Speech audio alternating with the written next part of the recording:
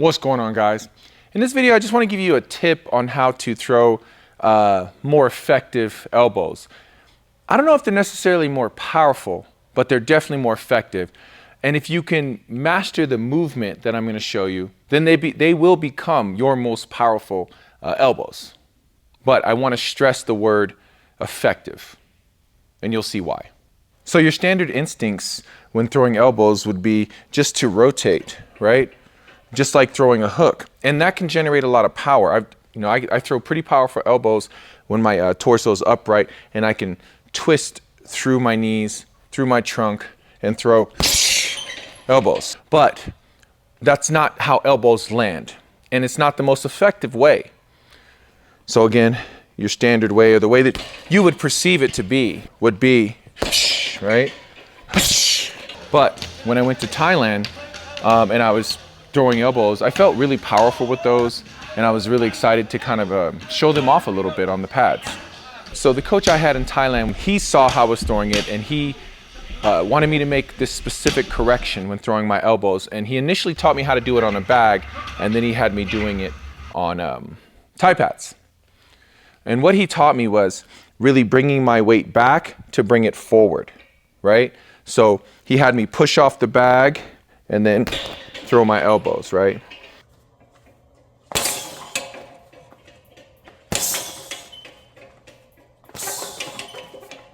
Initially, picking up my leg, bringing my hips in, pretty much the way that I do, you would check a kick or get ready for a teep kick or hollow. A lot of techniques in Muay Thai utilize that movement. And it's all about really loading the hips or the trunk, the core of the body. And the rotational strength thrown in an elbow is fueled heavily by your core. So it makes sense that I would load up and then come through. Now, there are other reasons why that elbow is effective. Again, not powerful, but why it's learning to throw it this way again. Back, elbow. Back, elbow.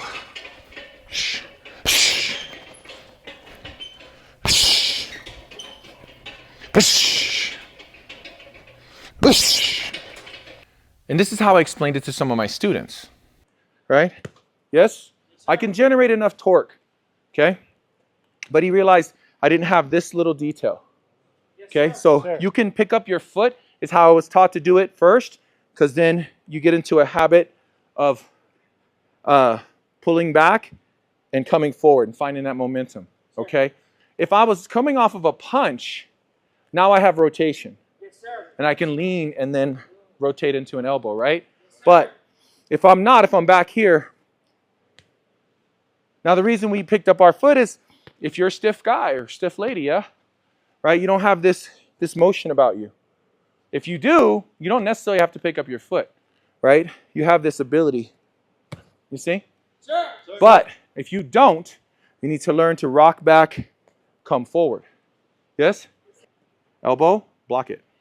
Right? You'll learn to do that. Yes, sir. Yeah? Right? Even if I'm pulling with this hand, right? Yes, sir. Okay? Because there's always this. Yes, and if we're in a clinch, right? Yes? If we're like in this weird little dance here, right?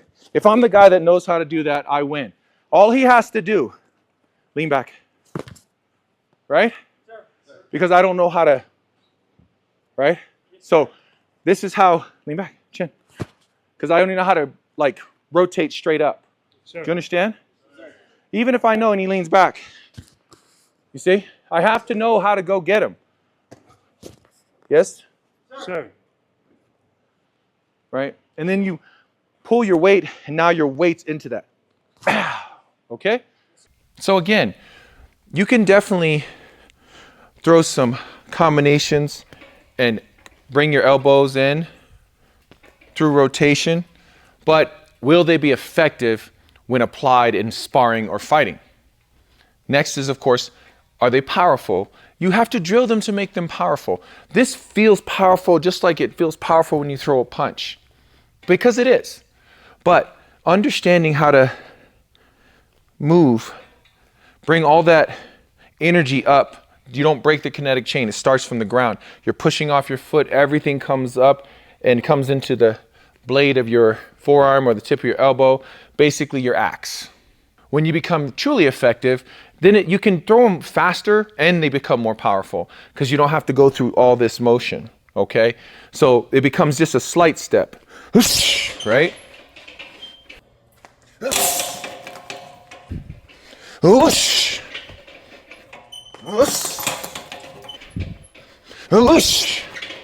Practice that on a heavy bag the way you saw me doing it, and then kind of play with it a little bit. If you use elbows in sparring, of course, make sure you have elbow pads. If not, you can shadow it, right? But of course, I'm of the mindset safety first. So make sure you always take care of yourself, and of course, take care of your training partners because you need your training partners. And you just don't want to be that guy. So if you want to practice, make sure you do it slow. But the best way to get really good at it is on a heavy bag, then on the Thai pads. Then if you want to apply it to see how effective it is in a sparring session, make sure that the rules and the etiquette is kind of set in place as far as the energy between you and your opponent, and the agreements as far as which weapons are allowed, and the amount of force that's being applied, and all those things, right? That make us feel safe with specific sparring partners. All right, guys, I hope you enjoyed the video. Please be sure to like and subscribe, and we'll see you in the next one.